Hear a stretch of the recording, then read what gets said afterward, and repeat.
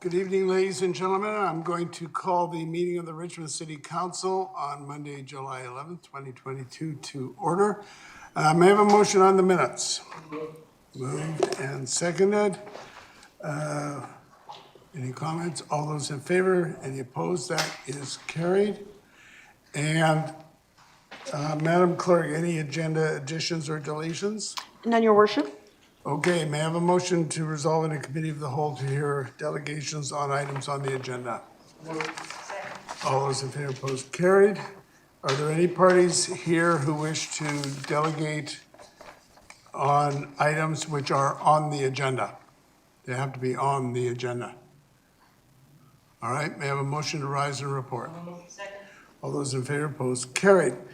Brings us to the consent agenda. And I'll just read the highlights. We have the receipt of committee minutes, the second intake for the 2022 Environmental Enhancement Grant Program, the Menstrual Equity Initiative update, the 2022 Ubcm Community Excellence Awards, amendments to the Consolidated 5-Year Financial Plan 2022 to 2026, and the related bylaw. We have land use applications for first reading, which will go to public hearing September 6th. There are two applications calling for the same zoning change. It's 11760 Williams Road and 6340 Granville Avenue. It's rezoning from single detached RS1E zone to the compact single detached RC2 zone. And finally, there's an application by MLK Properties Limited to enter into a heritage revitalization agreement to protect the RG Ransford House and to construct a coach house at 10700 Railway Avenue. May I have a motion to adopt those by general consent? So moved. Second. Moved and seconded. We'll go to comments. Councillor Wolf.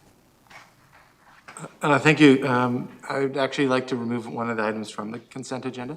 What might that be? Item number 11, one of the planning recommendations. Okay, well, so we'll consider it removed then. Thanks. Shall I proceed with my other comments? Yep. Thanks. I'll be brief. I will support every other item on the consent agenda. That includes a few that I'll just briefly touch on. Item number 7, the Environmental Enhancement Grant Program, second intake. The typical process being followed where not all the grant money was used up in the first intake, and we found some worthy recipients for this second round.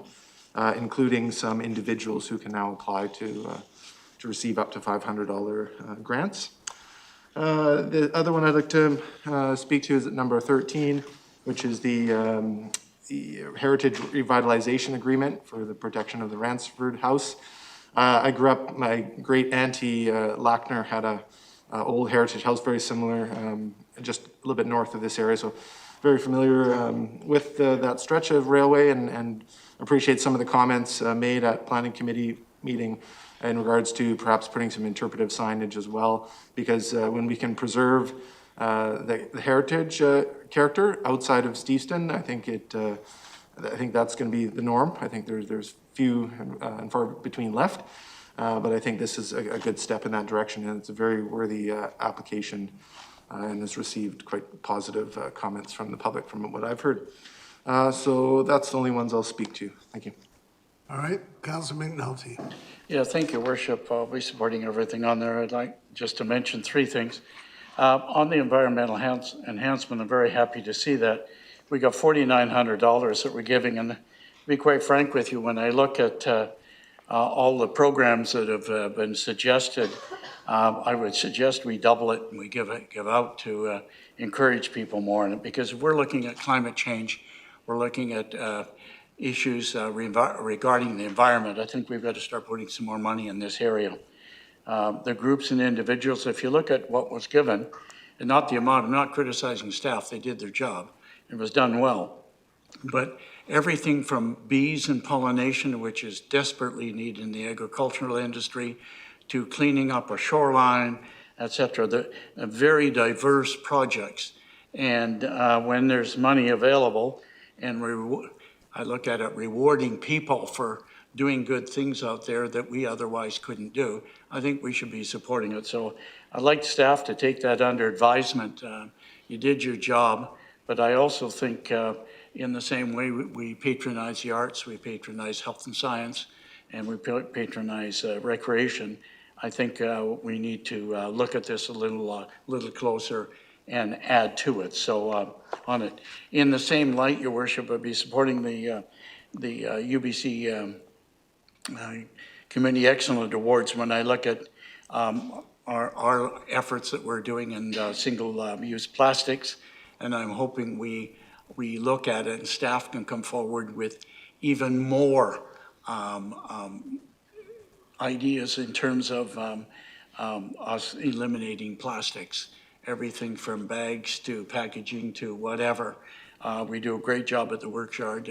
Staff are extremely friendly down there and welcoming, but I know we recycle there, but I think we've got to look at it. And the other thing is, if we could look at that, Your Worship, in terms of cutting off the plastic at source.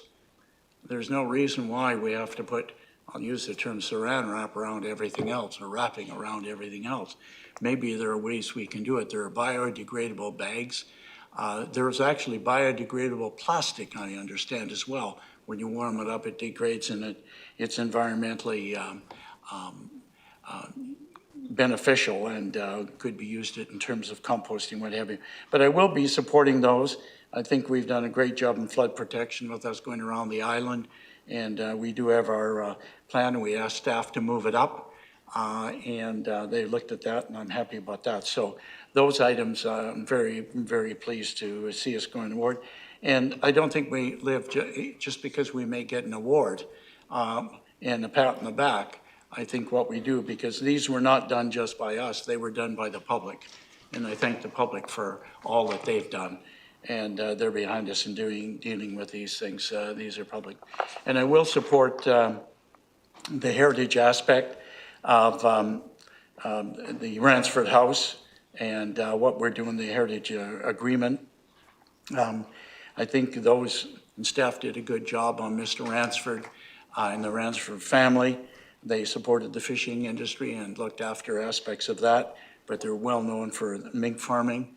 And I'd like to see a bit of signage there to let people know. It's the same with the Branscombe House and the house across the street. For it, I think we need to tell people more and more about it. And the Ransfords were heavily involved in the formation and the carrying out of the Stevenson Community Society. And Mr. Ransford, immediate past Mr. Ransford, was very, very involved in city council, but he was also involved in leading to the building of the community center in 1957. So I think what we've got here is we should carry on. I hope it's further supported. And just mention on the other developments that we've got, we're getting some suites out of it. We're not getting it, but they're providing for some suites that hopefully allow some other people to either move in or get accommodation or get a dwelling to live in. So with that, Your Worship, I'll be supporting everything. Thank you. All right, let's see now, Councillor Au. Yes, Worship, I'm going to support everything on the consent agenda. However, I have a question on item 7, the Environmental Enhancement Grant Program. On page CNCL 50, there's a list of the allocations of funds. And now, I don't oppose to the allocation, but I just want to ask a question about the London Farm Heritage Society. What they are applying for is to have the money to repair, restore, and build new beehives at the farm. So I just wonder why this is not being covered by the operating costs, or why is that not in their budget? Why would they have to apply for the grant for something which I consider should be day-to-day running of the farm? Through Your Worship to Councillor Au, I cannot speak to the operating budget of that society. However, I can speak to the fact that nonprofit organizations are allowed to apply for this grant and are eligible under our grant guidelines. So they fell within those guidelines and were therefore eligible for grant funding. Yes, I said right, I'm not opposing to the allocation. However, I think if this can be covered by their operating budget or, any other kind of agreement with the city, probably we can release this money for other applicants as well. So with that, I support everything on the consent agenda. Okay. Councillor Steves, Harold? Yeah, thank you. First, I'd like to talk about the environmental grants. It's a very small amount of money, but it's certainly worthwhile. I particularly think that we've had some complaints about Gary Point debris lately, and there's very good reason for that. With the flooding up the river last year, a tremendous amount of debris came down the river, went out into the Gulf of Georgia, and now with the summer high tides, it's coming back in. It actually goes out to the Gulf and then comes in with high tides. And so it's great that somebody's out there helping to clean it up. And yes, I think that I agree with Councillor Au that we probably should be building the beehives as part of the project, but it's great that the society wants to do it. I would hope we were able to expand the program as Councillor McNulty has suggested, because these are really good projects. My main comment was going to be on the Ransford house. I mentioned in committee about the mink farming and how I knew about it as a kid. I was 10 years old, and a mink got into the chicken house, and my dad went out. The mink killed 24 chickens. My dad shot the mink. He said it's Ransford's mink, and you could tell because my dad ran a trap line, and it had a really sleek fur, and I remember it really well. I remember petting that mink and how sleek it was. He ran a trap line, he skinned it out, and he got more money than the value of the lost chickens, so he did okay. Anyway, that's my first memory of the Ransford family. I think this is a great project, and it's too bad we didn't start doing this years ago. I think when we have this one's a single family use, where we're simply expanding it in a small way, but I think we could have saved a lot of houses if we would have incorporated some of our heritage homes into townhouse and condo developments, and hopefully we'll be able to do that in the future. So it's great to expand our history to one of the houses along Railway Avenue. There used to be rows of them, and I think this is a really good start, and I'm really pleased to support it. Thank you. Councillor Liu. Thank you, Worship. I too will be supporting everything on tonight's consent agenda. Just a couple comments. Number 8, the Menstrual Equity Initiative update. I'm glad that we're supporting this. I know that many of us here know that there's nothing worse than needing supplies and either not having them on you or not having any change on you. And especially now after COVID, where nobody carries cash, so nobody has change on them. This just makes an uncomfortable situation just a little bit easier. And I'm also delighted to see the Ransford house being preserved while still adding some housing and some density to that space. Just a question to staff. What does the zoning permit here? Like, what could they have done otherwise? Mr. Craig? Through your worship to Councillor Liu, in terms of the existing zoning on the Ransford house, it is zoned single family, so all that can occur is a single family home with a secondary suite inside of it. Okay. Could they have done an assembly with any of the neighbors and done anything else, or it's still just single family because of the size of that lot? The OCP would allow for townhouse development in conjunction with the adjacent site to the south in order to ensure that the proposed heritage revitalization agreement will not have detrimental impacts on the property to the south. We do have a development concept illustrating that that property can still be developed for a townhouse. Thank you. All right. Councillor Day. Thank you very much, Mayor Brody. I'll be accepting everything on the consent agenda as well. Number 7, I had a question of staff. On page 51, the Our Savior Lutheran Church project is mentioned, and that's a pollinator garden that brings in bee-friendly plants, native gardens. And the reason for turning it down was that it's on private property. But I was just curious, given that pollinator garden has signs out on Fore Road inviting the public to come in, and that's exactly what does happen, what would it take for them to be accepted into the program? Through your worship to Councillor Day, the grant would require for them to install that pollinator area on public property, so on the property frontage. And staff will be contacting that group in order to see whether or not there is a way for them to move the location of their proposal so that we can re-examine it during the next round of grant funding. Well, having been there at the grand opening of the pollinator garden, that would be illogical because the pollinator garden's in the back of the property with trees all around, and it's a wonderful place for birds and all types of animals. I'd like to, at some point, make a motion that we look at supporting environmental enhancement projects on private land when they are open to the public, because this is a classic example of volunteers doing a stunning job of creating this pollinator garden at their entire cost themselves. And given that the public are invited in, I think this is something we need to look at as a council. So I guess we'll come back to that. Number 8 is the Menstrual Equity Initiative. You know, I had never heard the term period poverty before, but can you imagine not being able to afford what you need so that you can go to school, attend your classes, and attend libraries and public events and sports activities? So I'm just thrilled to pieces that the City of Richmond has joined the United Way's Period Promise campaign, and that we're going to be on the list of cities that are friendly to this very important issue for a lot of young people. And one more. There's an application number 12 to create 2 houses where there once was 1. There's no suites being taken out, but there are 2 one-bedroom suites being put in. So they're only 391 square feet, but these days that's about as good as it gets. So I will be supporting that at this time. Number 13 is the Ransford House. Everyone's heard about that beautiful home on Railway just north of the pub. While they're expanding their living space, they're also taking down an existing shed and garage. So while it'll be somewhat higher square footage than it is now, I think that the character and form of this new coach house is going to really enhance the character and form of the Ransford House. So I'll be supporting that as well. Just apropos of the remarks about the pollinator garden on private property, Yeah.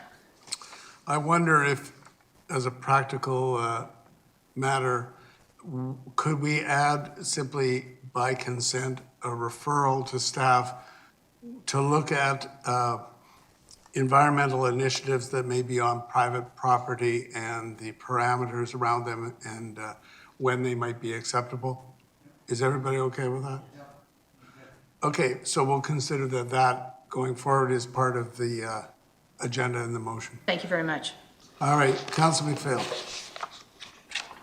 Thank you, Your Worship. I will be supporting all the items on the consent agenda and just want to speak to a few. Number 7, the 2022 Environmental Enhancement Grant Program, the second intake. So as it says, this is the second intake. Not all funds were allocated during the first intake. And I'm really pleased with the projects that we will be funding. You know, as Councillor Steve said, cleaning up Gary Point and also educating on the single-use plastic bylaw. Creating a communal garden space for the community, repair, restore, and build new beehives. And I think that's really important. That really caught my attention because I think we all know how the bees are still really in short supply this year. So anything we can do to help rebuild the pollinators that we so desperately need for our food supply is a really good thing. And this is another great initiative, teaching community members to grow, prepare, and eat healthy meals from their own garden. I think that's just outstanding. So I look forward to hearing back on these projects when they're finished. Number 9, the 2022 Ubcm Community Excellence Awards. I think this is a really great opportunity to not only showcase our projects, but other municipalities can learn from our success as we can also learn from the other submissions. And thanks to staff for their work on that. Number 13, the application for the heritage preservation, the heritage revitalization of the Ransford House. Well, a lot has been said, but I think this is a really good application and really shows what can be done with the tools that we have to protect heritage assets in the city. So congratulations to staff and the applicant for working together on this, preserving this great heritage asset. Thank you, Your Worship. Thank you. Councillor Hobbs. Thank you, and through the chair. I just want to make a couple comments on 3 topics. And the first one is the Community Excellence Awards. There's 3 categories there, but I'll just mention the flood protection program. I think since 2010, the city has spent about $120 million, and by 2031 or so, it's going to increase to about $30 million a year on flood protection. That's been in the news a lot, but the city has accelerated the completion plan to 50 years, which is a big improvement from what it was initially. And so that will protect the entire community. So it's a big part of community safety. And I think that it's a fiscally prudent plan. So if it's something you haven't looked at, it's worth looking at because it's very important to all of us. The next topic I'll talk about is amendments to the consolidated 5-year plan. If you have a look at that, one of the things that's interesting is that staff actually is very efficient and effective at applying for various grants from different levels of government. And in this case, I think it's about $3.1 million. But through moving surpluses and consolidating budgets, what that allows you to do is make these amendments with no tax impact whatsoever to the taxpayer enrichment. So it's very good. So I just want to point out that staff does this all the time in different areas. And this is a very efficient way to do business, and it takes pressure off the taxpayer enrichment. And the other thing about the report is if you have a look at it, it's actually very thorough. It's very detailed, very thorough, and it's very transparent. So anybody can read it, and it's very clear what's happening. And I just want to compliment people for that because I appreciate the focus and the efficiency of that. The last one I'll comment on, we've already heard about it, but it's the Ransford house on Railway Street. And one of the things I want to mention is that the current owner has been working on it for about 20 years, and the Heritage Commission has made some very complimentary comments about what they've tried to do over the last 20 years and how closely they've tried to adhere to the principles of heritage conservation. So I think they deserve some credit for that. I think it's a fantastic development as well in terms of retaining heritage, but also densifying. I think the coach house at the back will be about 1,400 square feet, and that's a substantial size. That's the size of, a pretty good 2-bedroom bungalow back in the old days. So I think this is fantastic. It supports the strategic plan. It protects heritage. It fits in with our official community plan, and it fits in with the neighborhood plan. So it's just a win-win-win-win. Thank you very much. Okay, with that on the consent agenda, with that one revision, I'll call the question. All those in favor? Any opposed? That is carried. We now have 2 items which are off the consent agenda, so I'll go to the first one, go to Councillor McNulty, number 11, which is 11760 Williams Road. Okay, thank you, Worship. The application is by Parkland Properties for rezoning at 11760 Williams Road from single detached RS1E zone to a compact single detached RC2 zone. And the recommendation is that the zone be granted and be introduced and given first reading. And I would so move. Moved and seconded. Did you wish to discuss it? This was discussed well at committee, Your Worship, with I believe no opposition, and it is part of the arterial road policy, and it happens to follow all our statutes, and also we're getting 2-bedroom suites with a minimum size of actually 51 meters, square meters, I should say, which is really 549 square feet, which is actually quite significant comparison to the others that we passed. So I think this, I see no reason why there should be any opposition to this. It's one of those that the developer has taken into hand in glove with staff, and staff have recommended it go forward. Thank you. Councillor Wolf. Thank you, Your Worship. I'll just be speaking to this item now. I did attend the Planning Committee meeting. I heard the discussion, and there are some great components to this development proposal, but I'll just share some of the concerns I had with it. So one is loss of the hedge. I know they're not considered trees, and the tree bylaw doesn't protect a hedge, but they're really well-kept hedges, and there's being no work done at all to maintain the natural green border. Instead, we'll get a very large fence or some masonry structure in its place. The other concern I have is I do know that this, compared to the one we just had on the consent agenda, which only offers a 1-bedroom suite, these ones are this development is offering a 2-bedroom suite on both properties. However, it does not necessarily mean they're going to be rented out. And so really we could guarantee we're going to have kind of 2 units, 2 lots, but no housing available necessarily. Where with the future OCP amendments that I think will come then when we get to renewing the official community plan, the OCP. But by that point, this would be done deal, brand new build, and it would be a long time coming till we could use the future arterial road policy, which would allow a property like this to be more dense.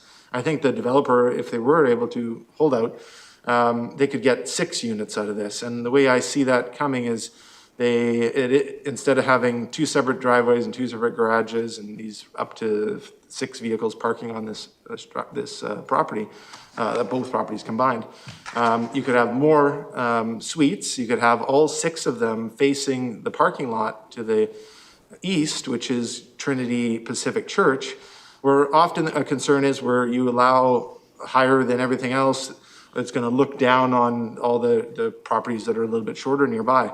But you could actually give a larger side setback to the west property, and you could have the decks and all that stuff facing the empty parking lot to the east. So I just think there's work that could be done to work under the climate emergency we're in, the housing crisis that we're in, and I think it could actually be a win for the developer to seek those future higher density conditions than what this one here allows today.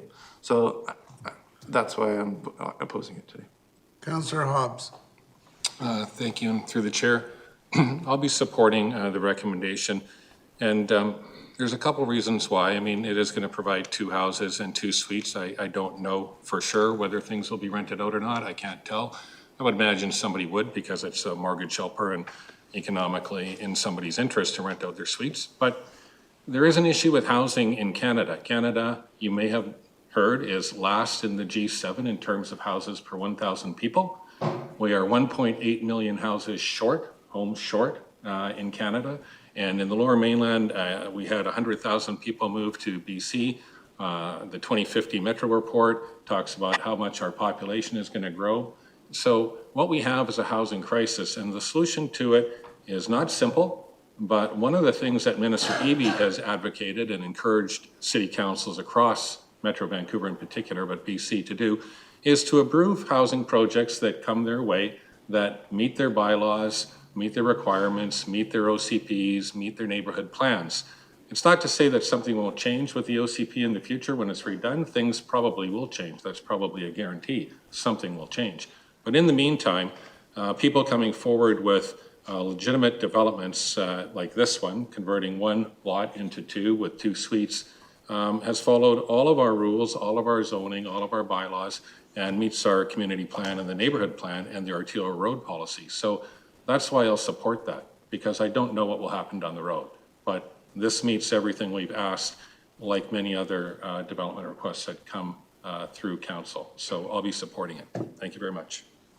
Councillor Steves. Thank you. I'll be supporting it as well. But I think Councillor Wolf raises a very good point. We were one of the first communities, believe it or not, to start promoting secondary suites. Initially, Richmond laid charges against people who lived in secondary suites. We fought that down, and then we changed it to ignoring whether they had secondary suites. And eventually, 20 or something years ago, we started promoting them, and then we started requiring them. But since we started requiring them, we have no idea, as far as I know, as to how many of the suites are built and rented out. So it would be interesting if staff was able to look at some of the suites that are approved and see how many of the people that buy the houses actually use those suites and rent them out. Because if they're not renting them out, they're simply using them as a single family house and absorbing the suite into as part of the house, then it defeats the purpose that we're trying to solve here. So I think that when the new official community plan comes, we should be looking more at townhouses rather than single-family homes with secondary suites along our arterial roads. But certainly where we do have the secondary suites, we really should know whether or not they're being utilized as secondary suites or not before we make too many decisions for the future. Councillor Day. Thank you very much, Mayor Bodie. Well, I applaud the creative ideas suggested by kind of thing we need to be talking about at the planning committee. And I also agree with Councillor Steves that we do need to know, is this working? Is it requiring these secondary suites actually creating rentals? So I wanted to ask staff, what would it take to do a survey of all houses with licensed, approved secondary suites to find out, no scare tactics here, just to ask them honestly, do you or do you not rent out your rental suite? Through your worship to Councillor Day, in terms of being able to advise what exactly would be required to answer that question at this point, I would not be able to. We would need to understand how many suites, how many properties are involved. In terms of the suites themselves, it is also important to note that these can be used by family members, in-laws, nannies, those types of things. In terms of the ability to require them to be rented, that is not what is required under the current policy. That would require a whole different set of regime and rules. What I would be able to do is take that back, do some analysis and bring some further information to a future planning committee meeting. Well, thank you, Mr. Craig, and I never thought about, but an extended family, of course, they could use it. Do we need a motion for this, or is just this? No, Mr. Craig said that they would do the analysis and bring it to a planning committee. All right, well, let's see what comes in that memo. Perfect. I'm just going to comment that this kind of discussion must be so intensely frustrating to people who make applications, because in probably every way, if you were to grade them, this is an inferior application to number 12. Yet that went through with applause.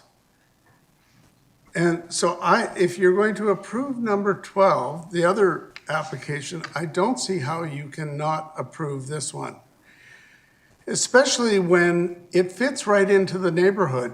The whole row of houses along Williams in that area is pretty much exactly what is contemplated here in terms of style and density. And to put this off to the official community plan, which is putting it off 2 to 3 years to set a direction that we don't know what the direction is going to be, and there's no saying that the applicant is going to want to pursue that direction, and this complies with basically all the rules we have. As I say, it must be intensely frustrating for an applicant to believe that their application is in jeopardy when they fit so many criteria. So I'm certainly going to be supporting this as I supported number 12. So with that, I'm going to call the question. All those in favor? Those opposed? It is carried with Councillor Wolf opposed. The other item that is off the consent agenda is the 2022 Major Development Cost Charge Program update. And the Finance Committee recommends that the preliminary DCC programs and the DCC rates as outlined in the staff report dated June 10th, 2022, entitled, which is in our package, be endorsed as the basis for further public consultation in establishing the updated DCC rates bylaw, and I would so move. Many of you will know that development cost charges are the costs that have to be absorbed in land development when you're talking about growth. And they're provided, as the report states, for constructing, altering, or expanding facilities relating to roads, water, sanitary drainage parkland acquisition and park development. So those are the uses that these development cost charges are used for, and it's an actual calculation. It's based on what the projected growth will be, what the cost of those items that I outlined will be, and then dividing it up in an equitable way per lot or household, or, you know, depending on what it is and where it is, but it's divided up. So it's payment and actual reimbursement of the kind of costs that have to be borne. Once we go through the recommendation, which is now on the floor, is that we send this out for further consultation, and everybody from UDI to the builders groups to the general public can have their say-so in terms of the rates. But the rates have not been changed except for adjustments based on the cost of living. They've not been adjusted or recalculated since 2017. So I will be supporting this. I think it's critical that these costs are borne in this way. Councillor Wolf. Thank you, Your Worship. I will speak briefly about this item then. So I do, I guess I don't paint everything with the same brush, and I think this is one of those items that's come before council where we can put more work into the decisions that are made so that the outcomes can actually address some of the solutions and do a better job at meeting some of the strategies that the city has already adopted. So if you want to turn to a page that's related to this, what I'll mention is page 260, 261. It's in the middle of the text of the report from staff, which I appreciate and agree with almost all aspects of it, especially the development cost charges program and the draft program that's highlighted in this. Every aspect of it, the seeking more funding for drainage from the charges, and so many aspects. But the two that I think are worth a second look, and I guess at this stage has to be defeated at this stage, and then maybe we could direct staff to look into these two other areas. So one is the draft development cost charge rates, and I did bring up at Finance Committee the concern I had was with just two of the categories on page 260. The top one and the bottom one, the single family, which is a rate set per lot, or and perhaps I think that alone I think is the issue. I think there needs to be some bit of a sliding scale, a little bit of opportunity to get incentives by way of the DCC method, where we can again use the next part of this report that talks about the DCC waiver or reduction mechanism. And in that paragraph on page 261, it does mention that further studies are currently underway. The last line mentions that it's going to come back to council upon the finish of the review in a separate report, maybe by the end of this year.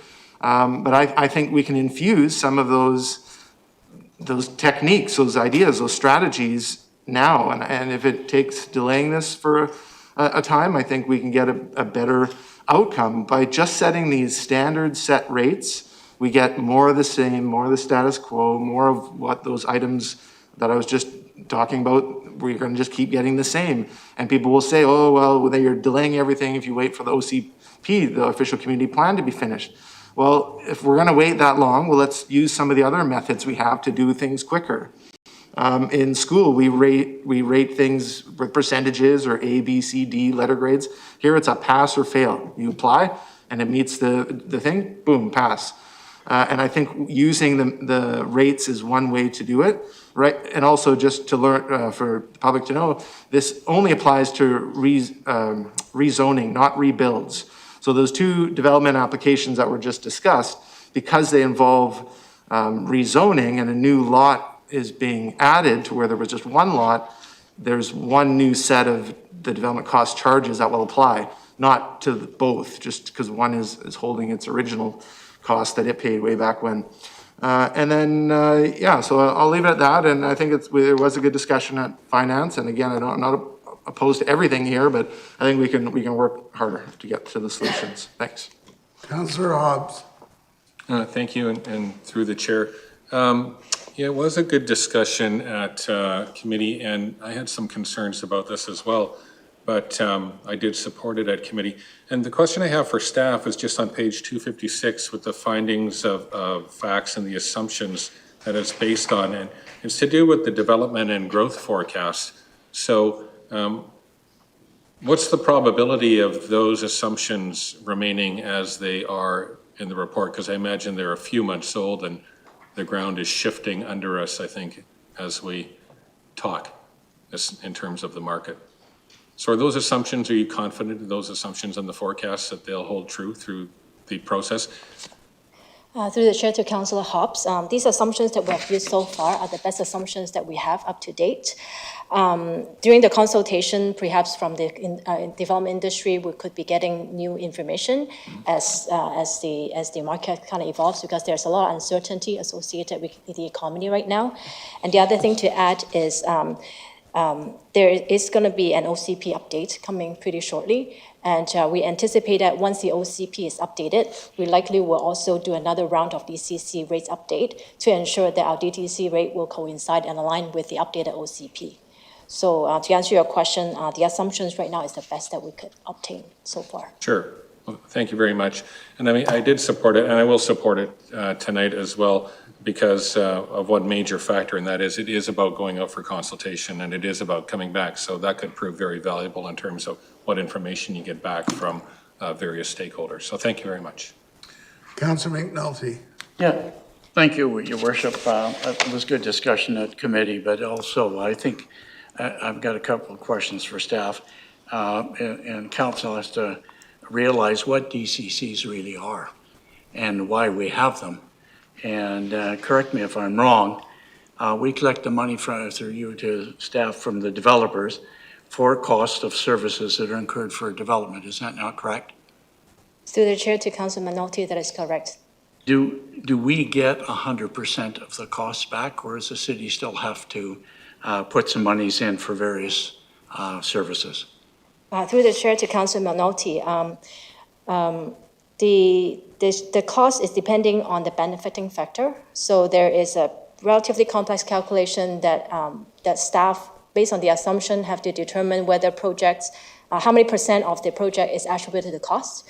So there's a component that will be attributed to development, but then there's always a component that the city has to pay for, because the belief is that any new infrastructure would also have benefiting to the existing population. So it varies depending on the project type.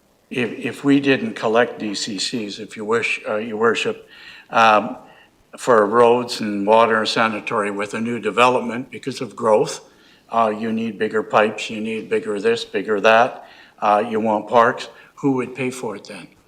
Through the chair to Councillor Manotti, there are two options. Either we do not expand those infrastructure requirements, meaning that growth will not be adequately supported by infrastructure, or on the other hand is if there's not enough money from the DCC pot to pay for the infrastructure, the funding will be coming from the general taxpayers through property taxes. It go to the taxpayer, but also it might go to the recipient at the other end.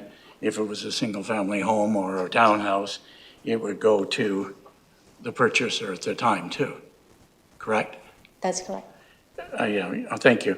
I'll be supporting this, Your Worship. This is policy for us. We review this every 4 years, and it's been 4 years since we've done it. If we don't do this, the general taxpayer out there will end up paying for this on it. We are going to get a pushback from development. We always do. They don't want to put in the new services. But if you put in a 20 or 30 unit townhome, you can't have the same sewer and water pipes that you had 20 years ago for a single family development or whatever it is. You have to upgrade. It's the same as how many times have we done Blendell Road, for example, with piping over the last 20 years with the development on that. So in a way, it's a necessary evil. Unfortunately, it has to be put on the developer other than If we didn't collect the DCC money, heaven knows what the tax rate would be per year. I don't even want to think about it, because it would be astronomical, and we'd have to put it on the company. People are happy with parks and acquisition and park development, and they're happy with their drainage. They don't have pooling in the water. They're happy with the sanitary sewers and what have you. So as I said, Your Worship, is a necessary evil. I'm glad it's going out to consultation, which we have, but I'll guarantee you people like UDI, builders and what have you, will push back and always say they're too high.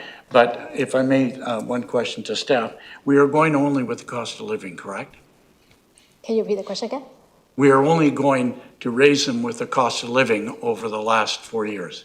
That is correct. Through the chair, the council minority, we only increase it by inflation. And during the year of COVID in 2020, council has decided and approved that we won't be increasing the DCC by cost of living due to the uncertainty during that time.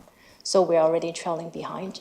And when was the last time we actually adjusted them? Because I do recall, and other members of council may remember, we did raise them at one time to a level because they were so pitifully low at one time. I can't remember what year was that, 5 years ago, 8 years ago? Through the chair, the council minority, that's correct. We did it back in 2017, 5 years ago, over 5 years ago. Thanks very much. Yeah, I think there was at least one other time. That's right. I would have said around 2010, 2012, where, Exactly. if I recall, the cost of construction went up very quickly. Yep. And so we had to do some research, and we then amended our DCC rates at that time. Right. Thank you. Okay, Councillor Steves, Harold? Yeah, thank you. I just wanted to comment about how we got there. We actually were responsible for in a backward way of creating the DCCs. Initially, when rezonings were happening, the citizens had to pay all the costs. If you put in a subdivision along one street, they would put in the roads for that subdivision, but they'd put no money in for the highway getting to it or for the sewer getting to it. And so we started charging for any new developments that went on. We started charging them money for upgrading other systems, requiring them to donate land for parks, the whole bit. The UDI and all the others complained to the provincial government, and the provincial government said that was a no-no, and they brought in the DCC system. And I think we were doing very well without it, but I think it's a very fair system, and it requires revision from time to time. And I'm confident with staff in doing those revisions that we're keeping up with growth. It's sure a lot different the way we've been getting the funding through the DCCs to have funds for parks and have funds for other amenities that we didn't have under the old system where we had to fight for them with the developers. So I certainly support it, and I hope that we'll continue to review it and increase it as we need to. But I'm satisfied with this report tonight. Thank you. Councillor McPhail. Thank you, Your Worship. I will be supporting the recommendation in the package. I think the report is very clear and gives us a lot of information on why we should support the recommendation. And, staff have been working on this for over a year, working with external consultants. The list of the underlying assumptions is there on page 256. But I think what's really telling is the chart on the top of page 258, which shows the city's 2022 to 2047 capital infrastructure growth. And so this has to do with our updated DCC program, being estimated to be $1.96 billion. So I think that we need to move ahead with the changes now. And the report does say that when the OCP is complete in 2024, staff will be reviewing the DCC again and will come forward with a major review then. So I'm confident that we should go ahead now, and that with the review coming, all our bases will be covered. Thank you. Okay, Councillor Liu. Thank you, Worship. A question to staff. If I may understand this, I think what Councillor Wolf was talking about is a difference between the permitting costs and DCC costs. And so I'm not sure if maybe that was where he was going with it. So my understanding with the DCCs is if you're adding like a new sewer connection, a new water connection, a new piece of sidewalk, whatever, that's what your DCCs are paying for, is those new connections to a new lot. That's why when we do a subdivision, it's only the newly created address. When you subdivide a single-family property into two single-family properties, you're only paying for one additional property. Is that correct? Yeah, to the chair, to council, that is correct. And in terms of the program, it's not specific to any particular frontage infrastructure. It's a citywide. It could be a big pipe that goes across a long section. So it covers the capital infrastructure required for the citywide infrastructure. So it's an average rate across the whole city paying for that extra piece. And so, like in my opinion, I think maybe single-family homes we're giving them a bit of a buy, in my opinion, but I think you've explained that based on the density of the people living in the home and everything else, that's why the per square foot tends to be a little bit lower in a single-family one than a townhouse or an apartment. Yeah. So like one of these 64,000 single-family home, often a subdivision creates a new house that's about 2,400 square feet. So that would be, $26, $27 a square foot. So it almost seems like they're getting a better deal than a townhouse. I guess single-family, and through the chair to council, Lou, I think single-family sort of square footage ranges. 240 would be one possible scenario, but then there are also single-family houses that are larger in size. So this is more like an average lot size, sort of cost per lot that is derived based on the calculation. Okay, and then I guess we still are walking, we as council have to sort of walk that fine line between encouraging people just to rebuild a huge home on their lot or subdivide and create two homes with suites in it that then house more families. So it's sort of considering what we as a council envision our community to start looking like. And so this starts doing that. But that's separate from, say, a permitting fee where if you just wanted to rebuild your house, we would charge you a permit for, if your house burns down and you just want to saved up to build your dream home, that you would just pay the permitting fees to do. That's a separate thing. Yes, that's correct. Okay, thank you. Councillor Ho. I have 4 questions. I turn to page CNCL 259. Now, the notion of DCC is that the developers or the developments have to pay for the growth-related service costs. Now, is this a one-time contribution? What I'm trying to say is that, okay, if this is only one-time contribution, actually, the ongoing costs of maintaining those services are paid for by other means. So this is only one-time contribution, but there's ongoing costs that the city has to absorb. Is that correct? So the chair to council, that's correct. Okay. DCC is only the one-time cost. Okay, then it brings to my second question, which is on the next page. Now, well, actually, on the bottom of this page 259, you talk about we are always behind, we're catching up. And then in the second paragraph on the top of the 260, you said that any shortfall in DC funding for costs incurred by the city to support growth will become the city's responsibility through general tax revenue and capital reserves. So can you provide us with more information?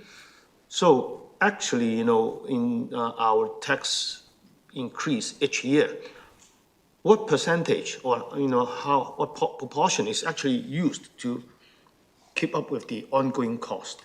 So in other words, we are not getting enough to pay for the ongoing. So actually, we are asking the public, the other general public to pay for the ongoing costs. So how much are actually the general public taking up the shortfall? Through the chair to Councillor Au, there is components in the operating budget that covers the maintenance costs of infrastructure that is not related to growth. These are the day-to-day maintenance, repairs, that is not part of the DCC. And I don't have the number off the top of my head, but that definitely is in the operating budget that is being approved by council. Right, what I'm trying to get at is that, okay, perhaps we are not charging enough. Because if we have to subsidize the ongoing costs by general tax revenue, probably we are saying that this one-time contribution is not enough. And we perhaps, we have to consider increasing even more. Now, my final question is, when I look at the different types of development and the percentage of DCC, the DCC as percentage of the price, I noticed that townhouse is exceptionally higher than the other two types. Is it by design that, we formulate a formula that would make townhouses would taking up a higher percentage of the price? Through the chair to council, the DCC as a percentage of price is just for illustration purpose. It has no bearing in how we derive the DCC rates. So DCC rate is being fairly distributed based on the estimated costs required to support growth divided by the estimated growth. And so, the percentage presented here has nothing to do with how the rates are being derived. It's just to show an analysis to show how it impacts the development industry if we were to take the proposed rate and compare to the current rates. Okay, good. Yeah, I was supporting the motion, and I believe that perhaps, we should not always play the catching up game. Perhaps we need to consider a high percentage of increase in order to cover the cost, especially part of the ongoing cost for the growth costs related. Thank you. Councillor Day. Thank you very much, Mayor Brody. So I'm a little confused why, if someone decides to rebuild their single-family home on the same lot, same single family, why wouldn't they have to pay the costs? I mean, I know it's not a rezoning, but that doesn't seem fair. If they can, afford to build a brand new, fancy house, why couldn't they afford to pay a DCC? Through the chair to Councillor Day, because DCC is based on additional growth. So if one house is demolished and being replaced by a separate new house, there's technically no additional population added to the role.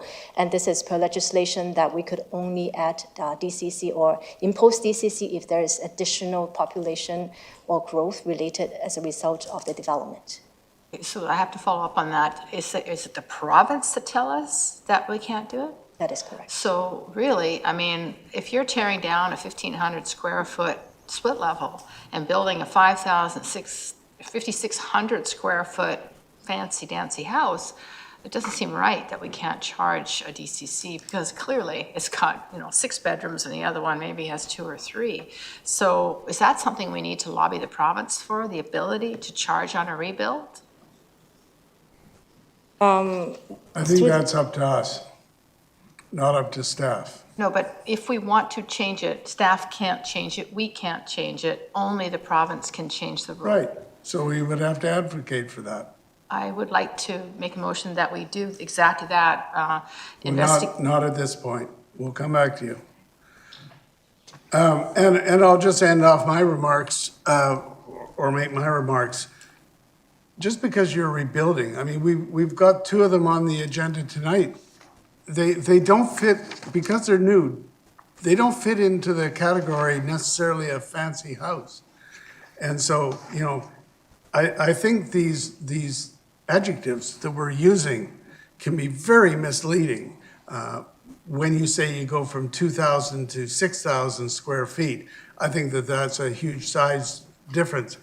But not every time you're rebuilding are you making a big fancy house. So I'm going to call the question on the motion for the DCCs. All those in favor? Those opposed? It is carried with Councillor Wolf opposed. Now Councillor Day, you had something else you wanted to add? Council to approve writing a letter to the provincial government asking them for the option of charging a DCC fee for new builds. And I can tell you in my neighborhood. Just a minute. We get the motion on the floor. Second. You want DCCs for rebuilds? Yes. For each property, whether there's a rezoning or a subdivision or anything, each new unit, new establishment would have DCCs. That's what you're saying? I understand what... Is that what you're saying? Not quite. You're close, really close. If a normal single-family home inside a subdivision is torn down and a new single-family home supposedly is built in its place, they should have to pay a DCC. So for every new property, every new dwelling, there would be DCCs regardless. Yes. Okay, is that seconded? And I'd like to speak to that. I know in my neighborhood, and I'm sure there's other people here that could speak to this, what's being built in the place of these, 1,500 square foot split levels or bungalows or townhouses, or sorry, I apologize, single-family homes is significantly bigger.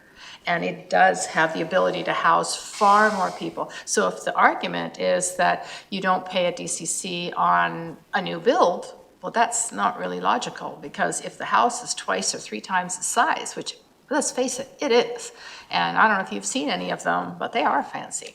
And I think that it's only fair that if there's redevelopment, especially in a neighborhood that's existing, why not put that DCC charge on all new rebuilds? All right. Okay, Councillor McNulty. Yeah, Your Worship, thank you. I'm not going to support that. I would support a referral to staff, though, with the intent of what's there. If you take my house built in 1959, Your Worship, I happen to be living in one of those 800 square foot split levels. And if I rebuild today, I go from copper pipe to plastic or whatever. I go from, the building code has changed, the sizing has changed, the wiring has changed. The whole thing has changed because my house was built 60 years ago. And so what I would rather do is have staff come back and tell us what kinds of things would warrant changes in DCC from single family to it. I think it would help this council understand changes that are going currently year by year in the building code. There's tremendous changes. All right, well. And so that's what I would see, Your Worship. Other than that, I won't support writing a letter directly. I would support a referral to staff to come back and then contemplate steps further from that. All right, Councillor Liu. Thank you, Worship. It seems to me that the whole premise of a DCC and the legislation around it, and please correct me if I'm wrong, is that it's a development cost charge. So it's specific tax charge unto itself. It's like us saying, can we start charging probate fees while we're at it? Like, we can't just start doing it, but we do have many fees and charges that are under our purview that we can apply to an existing home. So instead of asking for permission to apply probate fees to houses or whatever, like, that bucket of money wasn't designed for this. We can choose to charge them for many other things. We can say, a house over 1,200 square feet has to start paying into the Affordable Housing Reserve. Or we can come up with other ways to have rebuilds contribute differently into the community. That being said, though, like, if your house burns down and suddenly we say, well, we're gonna ding you an extra $64,000 to build it, I don't think you're gonna think that's very fair. I'm sure we'll hear about it pretty quickly. And, God forbid that happens, and we haven't seen a lot happen, but you wanna know that you can still rebuild your home, or that, if you'd have had your dream home, that why shouldn't you build it if that's within what's reasonable?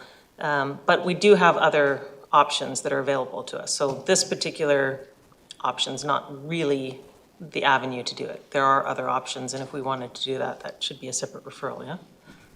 Councillor Hobbs. Thank you, and through the chair. I'm just concerned a little bit, and you mentioned it, Your Worship, and I am concerned about it too, some of the adjectives we use and some of the descriptions we use of people. I think it can be a little divisive, and I don't think that's necessary. One of my concerns with writing a letter about that topic right now, directly without doing any research or analysis, is it's kind of creating policy on the fly, and that's not what I think is best for the city. So I think I would support a referral on the issue to staff, and they could come back with us with a well-researched and good analysis on the topic, and maybe we do it. But my understanding is what we're trying to do is recover development cost charges when somebody does a major development, that we would incur the costs if we didn't do that. Fair game. When you're talking about single-family homes, no matter what the size, and I don't think 6,000 square foot lots fit on too many subdivision, or 6,000 square foot homes don't fit on too many 5,000 or 6,000 square foot lots, but they are expensive. But I guess my concern is policy on the fly, so I wouldn't support this letter at this time. And you know, you can get into the law of diminishing returns when it comes to housing affordability. And you know, adding on costs, no matter how valid or noble the cause might be, doesn't necessarily improve housing affordability. And so before I'd support a policy shift like that and writing a letter to the government, I'd like to see a referral to staff on it, and I'd like to see what the analysis is and what it says and what the options are for that. So I wouldn't support what's before us right now. Thank you. Councillor Howe. Yes, I too will not support the motion as is, because I think I have a concern about the process. This is a major policy change. Tonight, we're talking about the increase of DCC, and we are not touching anything substantial about the nature of it and how it should be played out.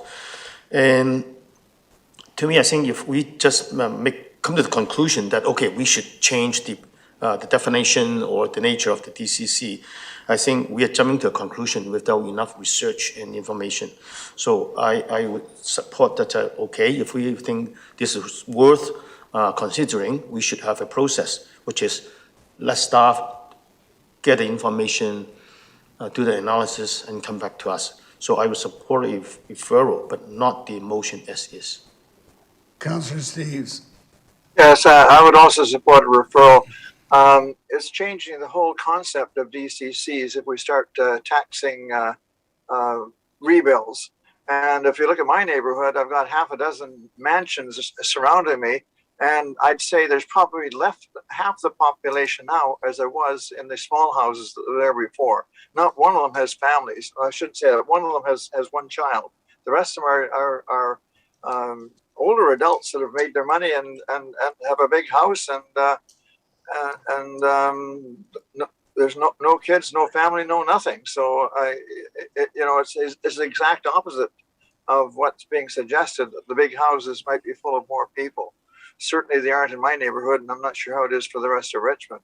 The whole idea of DCCs was to tax growth, and a new mansion taking the place of a bungalow is taxed by having double the taxes in terms of the assessment goes up, and the taxes go up, and those that have smaller, older houses, believe it or not, in the way our taxes are, they're actually getting a reduction in their taxes, or their taxes are remaining stable. But these big new houses are actually paying more taxes because of the extra square footage and the new housing construction.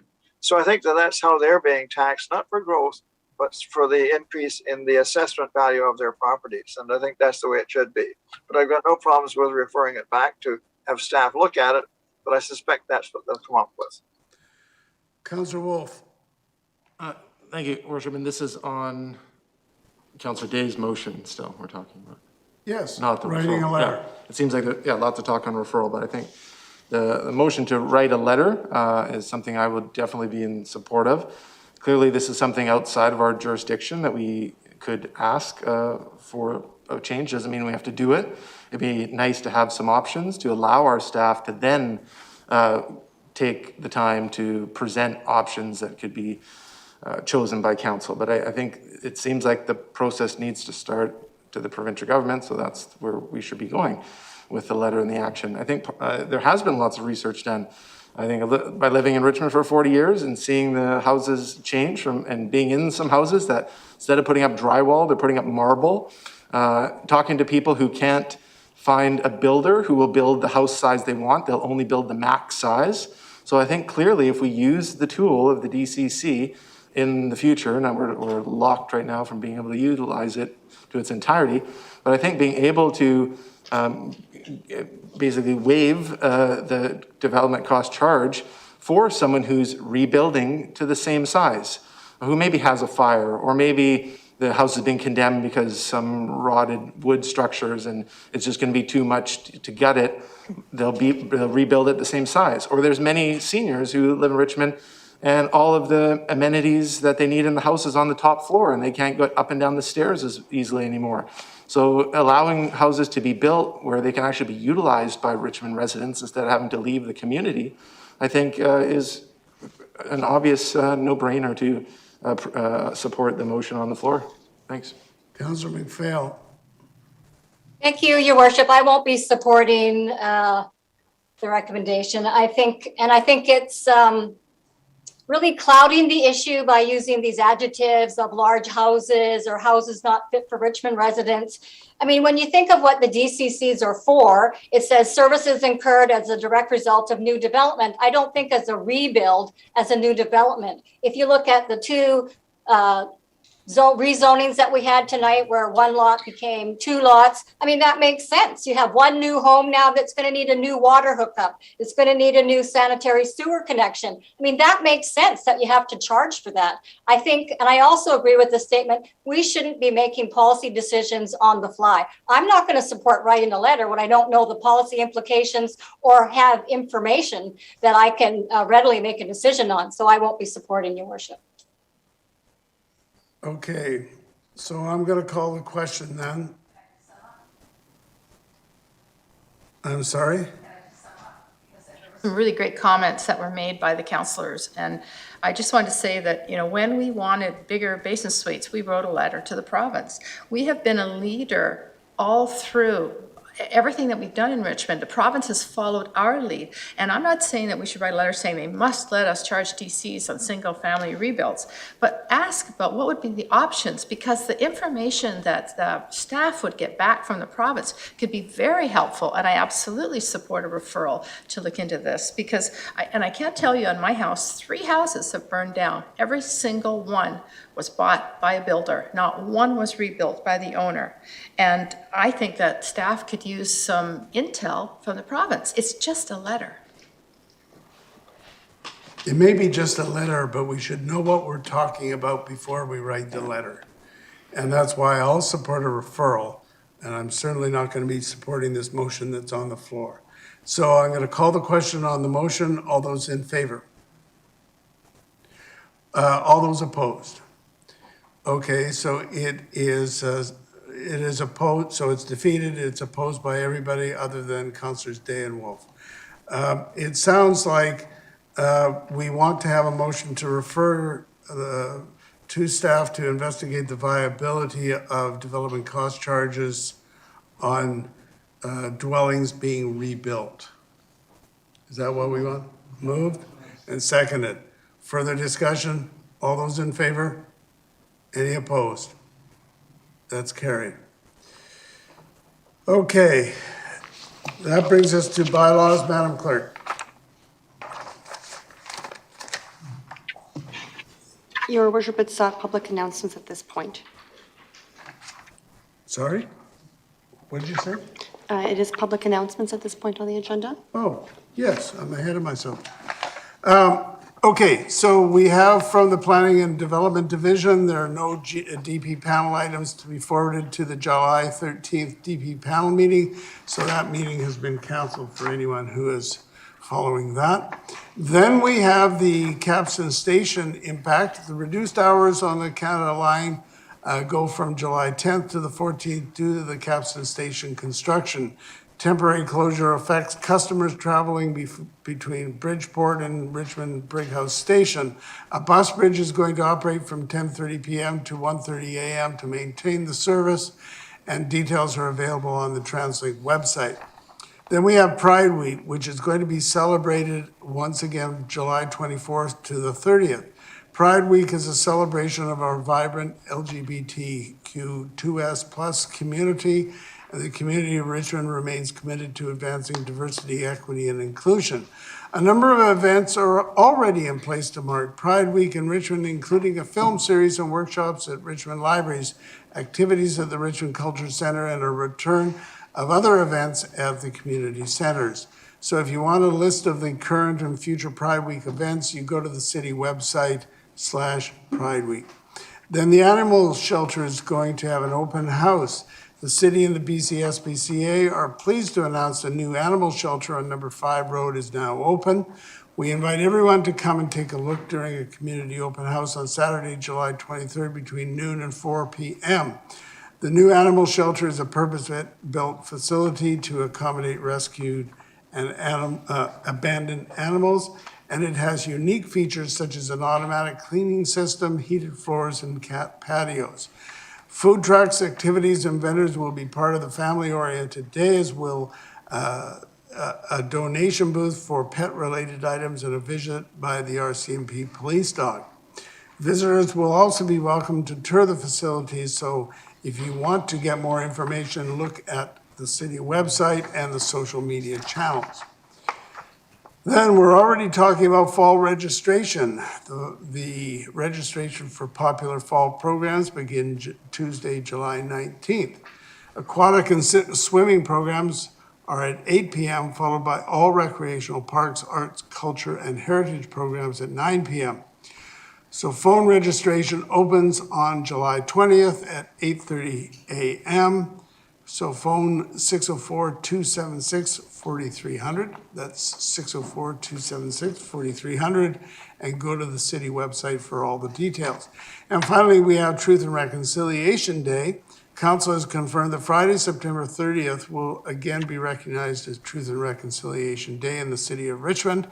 This reflects the date currently chosen by the province as a statutory holiday to commemorate the history and legacy of residential schools and honor Indigenous communities, families, and survivors. City services will be limited that day, and we will update the community on any programs related to this important date closer to that time. So it is now time for the bylaws. Thank you, Worship. There is one bylaw for second and third reading. This is bylaw 10365 related to energy step code requirements. Moved and seconded. Any discussion? All those in favor, opposed, carried. May I have a motion to resolve in the committee of the whole to hear delegations on non-agenda items? All those in favor, opposed, carried. So we have two such non-agenda items. First of all, we'll welcome Carrie Starchuk, a Richmond resident, to come up and delegate on her issues.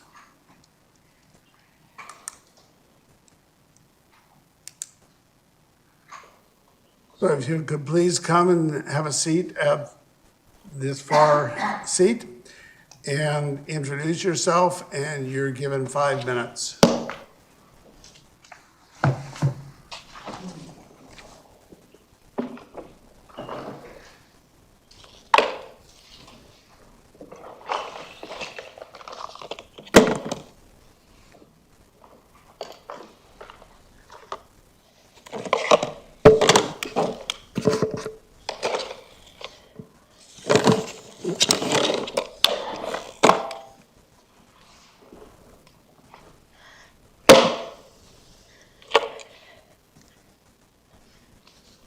Good evening, everyone.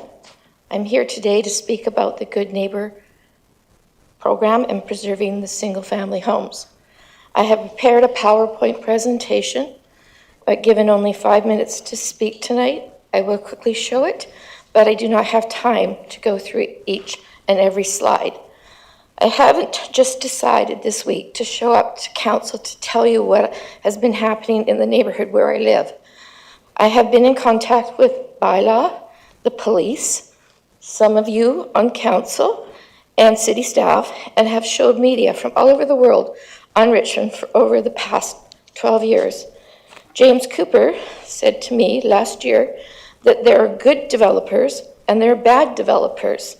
The bad ones are devoid of community spirit, and some of their work ethics have been questionable.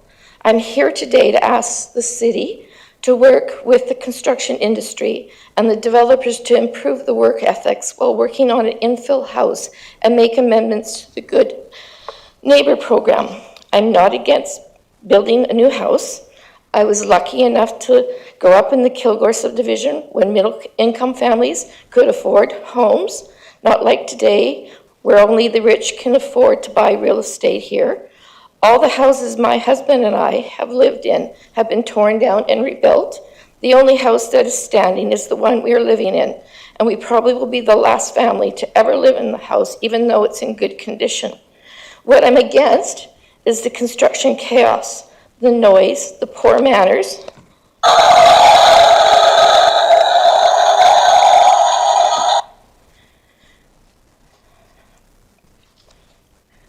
workmanship, the unsightly work sites, the time it takes to build a house, the lack of respect from the trades and developer, breaking the bylaw, putting the neighbors at risk, safety and frustration, and not being able to communicate with many of the people on site due to language barriers, as well as empty houses and vacant houses being unattended.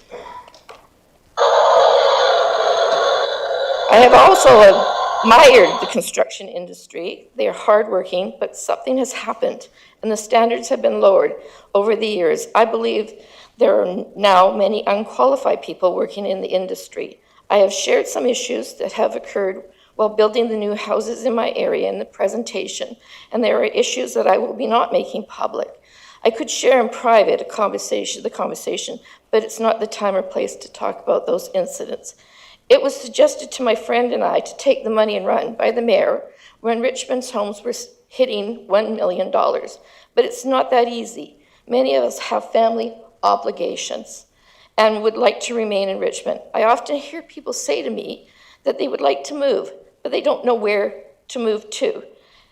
And why should they have to move? I have talked to many residents who just can't tolerate Richmond anymore, the changes, the challenges, the growth, and have left. I truly believe Richmond is losing its charm, is being taken advantage of in so many ways. Sam Cooper, I don't know if anybody who read this book, has written a book called Willful Blindness, and about how a network of narcos, tattoons, and CCP agents infiltrated the West, and mentions Richmond several times in the book.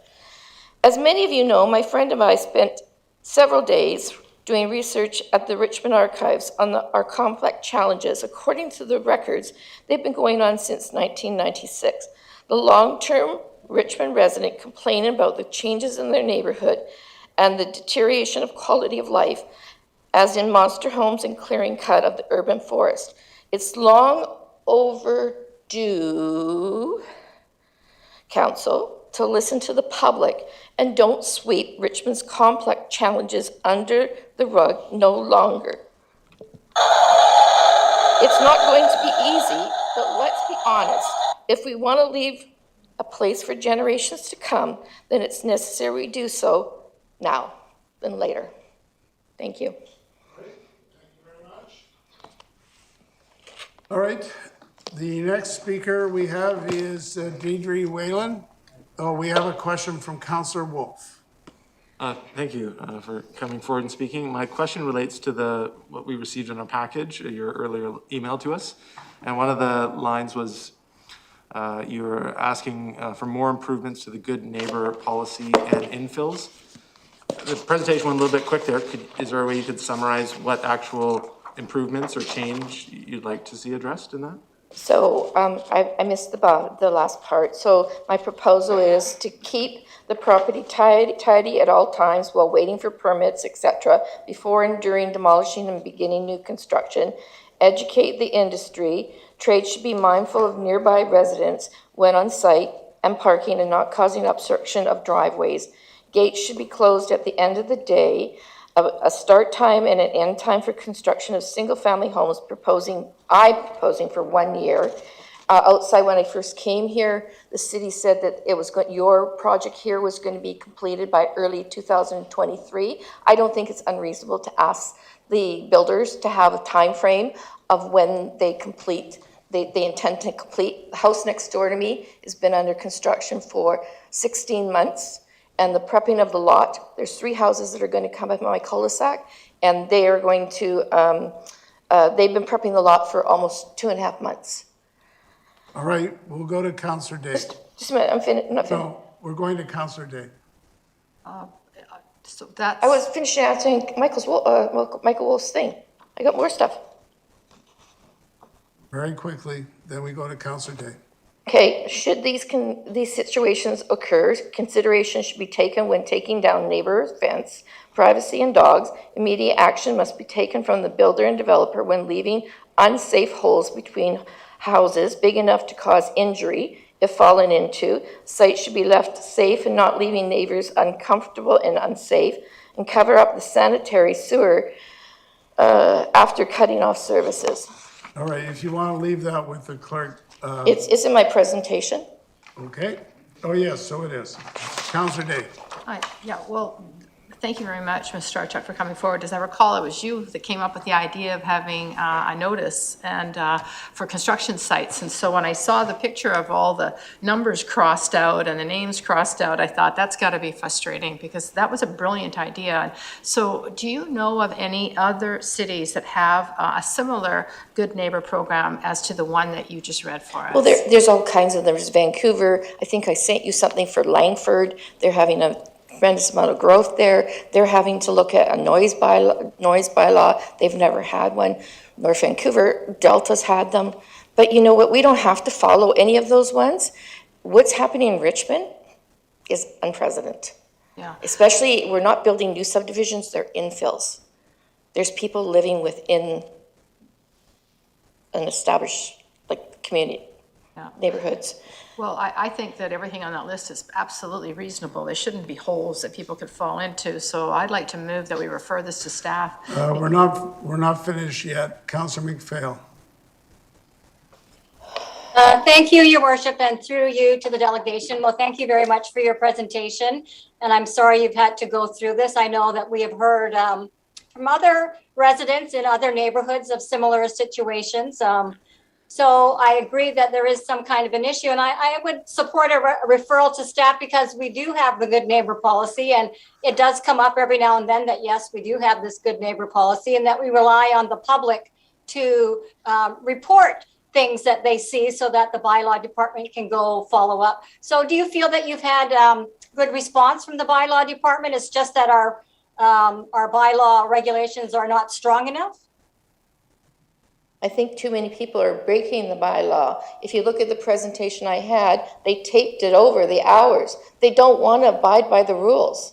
And so it makes it hard. It should be the good worker has to abide by the bylaw, but it hasn't happened. All right, thank you. Okay, so what I think we should do, we've got this last page of the presentation. It'd be a motion to refer that to staff for comment and an analysis of the options. Okay, moved and seconded. Councillor McPhail, was there something more? Yes, I just wanted to, so if, in that referral, if staff could let us know what our good policy, a good neighbor policy entails, and if they can, suggest some revisions to it, and perhaps we can get some data, because I know there has been several complaints, within the last year or so. And so what is the percentage of resolution? And as was said, I do believe there are some good builders and there's those few who aren't so good. And I think that's what we hear about. And, I think they give the whole industry a bad name. And so what are the, what do we have as recourse for these so-called, not so good developers, if that could all be included in there too? Thank you. Councillor Howe. Yes, similarly, I would like to have some information about the violations, complaints, and the consequences. Councillor Day. Yeah, I have to say, I have a house being built right across from me, and I couldn't have a better builder. So they're not all horrible. And we almost need an incentive program to let the good builders, they get a gold star, they get maybe their application gets processed a little quicker, because the bad ones shouldn't be benefiting at the same level as the good ones. All right, we'll call the question then on the referral of this matter to staff for analysis, options, data, et cetera, and report back. All those in favor? Any opposed? All right, that's carried. Thank you. Thank you very much. Thank you. So the next delegation would be D. Whalen.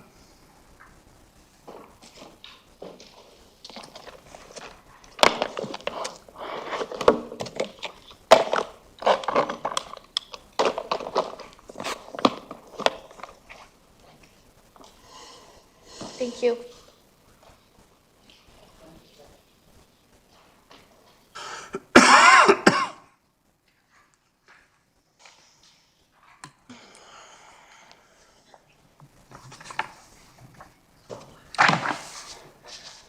Good evening. My name is Deirdre Whalen, and I'm here speaking on behalf of the Richmond Poverty Reduction Coalition. I'd like to read my submission. You have it in your kits, but I'd like to read it into the public record, not word for word, but I'll paraphrase it. This submission is presented on behalf of the RPRC, a charitable nonprofit. Yes, we got charitable status just this month. We are a nonprofit society comprised of Richmond residents and local service organizations working together to reduce the effects of poverty with research projects and public education. In doing so, we advocate for improvements to public policy and propose ideas for new policy. RPRC member organizations, we have 11 organizations now, and they include Richmond Centre for Disability, the Food Bank, Family Place, Women's Centre, Family Services, Richmond Office, the Kahila Society, Richmond Addiction Services, Gilmore Park United, Heart of Richmond AIDS, Richmond Presbyterian Church, and Richmond Mental Health and Consumer and Friends Society. Together, our member organizations represent thousands of Richmond residents who receive services and resources from them. Recipients of services include seniors, low-income families, single-parent families, people with disabilities, people with mental health challenges, newcomers, BIPOC, LGBTQ2S people, and other unserved and vulnerable residents. All of our member organizations report that the crucial need for non-market housing overloads their own capacities to respond effectively. Richmond residents on low incomes are spending their food budgets on rent. As clients are becoming increasingly distressed, the need for vital services and resources are stretched to the limit. So the RPRC acknowledges that there are limits to what a municipal government can do to improve access to non-market rental housing. However, we do believe that every level of government has a duty to maximize electors' abilities to find secure, dignified, and appropriate housing. After a year of reviewing the affordable housing strategy, our housing committee, and many of them are right here with us, and they've worked really hard for the last year. They've looked at the affordable housing strategy and lots of other best practices in other cities. They've spoken to city staff, we've spoken to councillors, we've engaged people with lived experience to tell their story.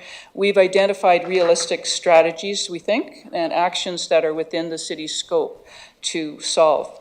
So following is a précis of our findings, and there are references for every one of them. I'll just point out a couple of them. Over the past 30 years, 94% of Richmond new builds have been condos, townhouses, and single-family dwellings, and only 6% have been purpose-built rentals. The last non-market rental development was built over 5 years ago. The city approves an average of 375 ground-oriented housing demolitions per year, and the city's one-to-one rental replacement policy does not count ground-oriented housing demolitions as losses in rental housing figures. I'll skip through a few, but 33.6% of rental households are in core housing needs, which means that they spend more than 50% of their income on rent.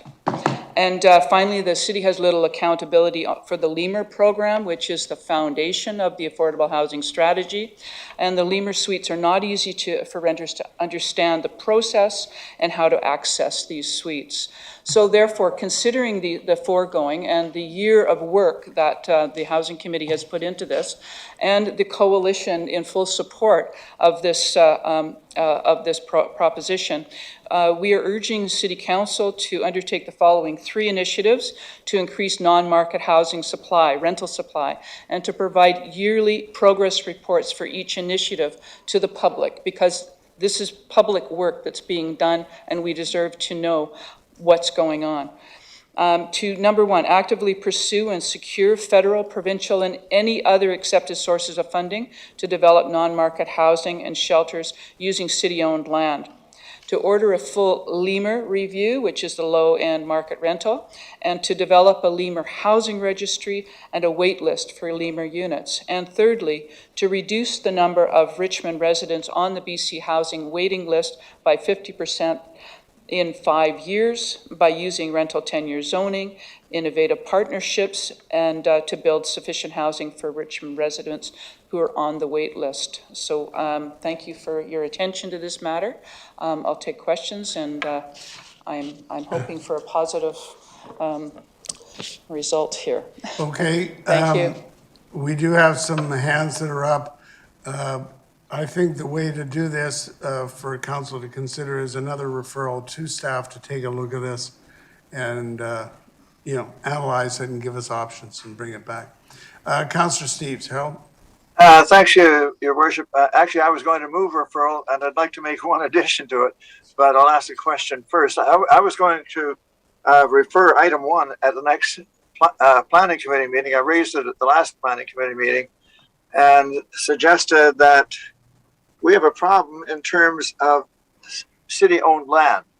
And I'd like to see us with a policy of buying city-owned land and then presenting it to the federal and provincial governments to fund the housing. This is the way it operated back in the 70s. All the co-ops in Richmond were on city land. We negotiated with developers, we bought land, we did all kinds of ways of doing it. And then we got federal and provincial funding. And when they dropped the funding, we gave up. And I think the way to reinitiate is to provide the city-owned land and embarrass the heck out of them.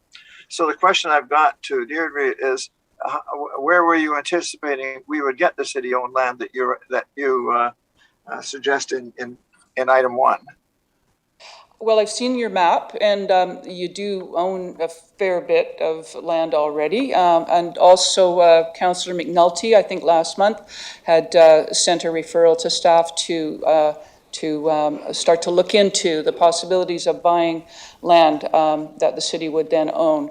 There was also some talk about 7-Elevens and other corners that there's a lot of gas stations now that we don't need anymore. And I know the Mosaic rental is being built on that. Once that land is remediated for the gasoline, then those would be good options, I think, for the city to buy up some of these corners and do some gentle density, not big high rises, but those corners would be perfect. And you could have amenities on the first floor. You could maybe even have nonprofits with offices on the first floor if it's transit oriented, and non-market housing above that. And I totally agree with you, Councillor Steves. If the city buys the land, then you've got some leverage to then go to the provincial and federal government and say, we've got the land, we just need the money to be able to, the capital funds to build it, and then the operating funds. So it goes a long way if you've got the land to be able to offer. All right, Councillor Hobbs. Anyway, I'd certainly like to move the motion to refer this and include. We'll come back. We'll come back to you, Harold. Just wanted to say what you want to. Can I include it now or later? No, we'll come back to you. Okay. Councillor Hobbs. Well, thank you, and through the chair. Well, thank you for the presentation tonight. I think that you made some excellent points. I think the 3 initiatives are reasonable. I would definitely support a referral or make a referral myself as well. So I think it's also interesting to know what the broad kind of assortment of groups that you actually represent here. So that's important as well, because it provides greater input into the whole issue and the challenges that we're facing. I also appreciate the fact that in your presentation you acknowledge the challenges that we have in dealing with senior levels of government, because that is a very important part. Doesn't mean we shouldn't try to do things ourselves, and the city has in the past with Kiwanis and stories, but it doesn't mean that we're done or we shouldn't try to do more. So I think that the non-market housing will require the cooperation of senior level government, provincial and federal. And as Councillor Steves has pointed out, they have done way less in the last 30 years than they did in kind of the 30 Is or 40 there years a before question that. here? No, just a comment actually. Okay, so, because right now it's for questions of the delegation. Okay? Well, the question would be then, at the end of that, is have you looked at faith groups as well as possible stakeholders in the kind of non-market housing situation. Have you had any conversations about that? Well, actually, our housing committee years ago, it used to be called Faith Housing. It was a faith housing committee, and there were many faith groups that came together to try and just, assist people who were coming to them for help, for community meals or whatever. I do know that the Anglican churches, there was 3 of them, now there's 2. The congregations are getting smaller and smaller, and there's some real high-end property that these churches are sitting on. And if it was something like Gilmore Park United Church, who did a really smart thing a number of years ago, they rebuilt their church, they had their sanctuary, they've got community meeting rooms, and then they built seniors housing. So that income then supports their mortgage and supports the rebuild of their sanctuary.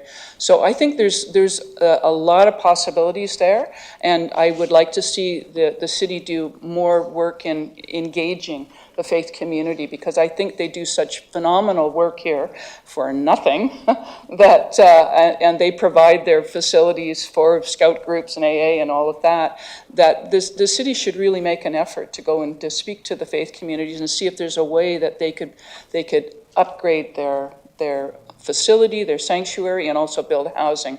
And one I know that is in the hopper, and it's been there for a long time, is Brighouse United. And I understand that they have been in process to build 168 non-market rental units for years. And I don't know what the problems are with it, but it's frustrating for those of us who are advocating for non-market housing, and it must be totally frustrating for Brighouse United that is trying to use the land that they have that is right in city center to provide housing as well as daycare in their sanctuary. I think that might be a good solution for different organizations in that. Thank you. Oh, we customize, right? Councilor McNulty, you have a question? Yes, I do. Thank you, Worship, and thank you for the presentation. I think we're on the same page. I know we're on the same page, and we've always been on the same page. I just have a comment, and in terms of, you represent 11 groups, okay, in the community. Very powerful groups, in my opinion, very influential groups, some of the members here. You want us to actively pursue the federal and provincial government, but when they come forward, they don't give us or don't put us in a position to ask for some of their money, and that they keep talking a good line, and they pass the buck to us. Has your group, and have you asked members of the group to actively send a one-page letter to any of our MPs or MLAs to support this concept? You're a powerful lobby group, and you need to do that as well as us. I will support everything that's here, but we need you as well, because we get lip service and of what we should do, etc. And it was, as you know, I put forward the motion to buy land, and we have on record where we have bought land, Smith Crescent, 5 lots, modular housing, Elmbridge, Kentucky Fried. We are already doing it. We just got to stop passing the buck and buy more land, take some of our $700 million that we had at the other last week that we passed and start putting money into a housing fund. So my question is, have you asked your groups to actively, so we can get the assistance of the federal and the province? Let's get an answer to this question. Have you asked the group? I think it's important. Yes, we certainly discussed it, and we do regularly advocate to all levels of government, to the provincial government on things like income assistance and, because it's poverty reduction, right? So it's a huge, there's a lot of different topics there. And to the federal government as well on the Disability Act. So yes, there's different things that we do not lobby, but we're all volunteers here, that we advocate to different levels of government on. But I'd like to say one thing that a faith leader said years ago. She said the federal government downloads to the provincial government, the province downloads to city, and the city downloads to the churches. And that needs to stop. And I would agree with you. But I think not only through your worship, I think a letter writing campaign is very important to it as citizens, as well as what the groups you represent. Yeah, it's on our list, yes. And I encourage you to do that. And thank you for mentioning Gilmore Park. In terms of what we did, I was a member of Gilmore Park now for 51 years. Is this a question? And that, so how do you see the kind of accommodation like a Gilmore Park or like a Coventry Garden? Are you looking at that kind of thing? Because that's sort of where people are going after. Well, as I said, we're an advocacy group. We don't provide housing, we don't Right. build housing, and we advocate on a number of different things, including food insecurity and transportation and all of that. The faith groups have just on their own have decided that they wanted to join this coalition to have a say. Faith leaders often deal with people who come to them in dire need and stress, and this is where they find out about things like this. But I do know that churches in general are looking for ways to increase their congregation, increase their funding, and a way that a lot of churches and synagogues and other faith community are doing that is by providing housing for people. So if we do get to that point, then I would say that that if the city could make an overture to the faith communities, that we would like to talk to you about a way that we can work together and collaborate. Each one of those solutions may be, custom, may be different. One may want to provide some other kind of a community amenity, like a childcare center. Some other might, but housing is on the top of everyone's agenda right now. All right, Councillor Wolf. Thank you for coming forward and providing the findings. I just have two questions, I think, to better understand the findings. Maybe you can elaborate on a few of them. One mentions the city's one-to-one rental replacement policy, and the line is that it does not count ground-oriented housing demolitions. Could you elaborate or give an example of that? I know for the last hour we've been talking about single-family homes being demolished and replaced, and there will be suites, but not necessarily will rentals that were in there carry over.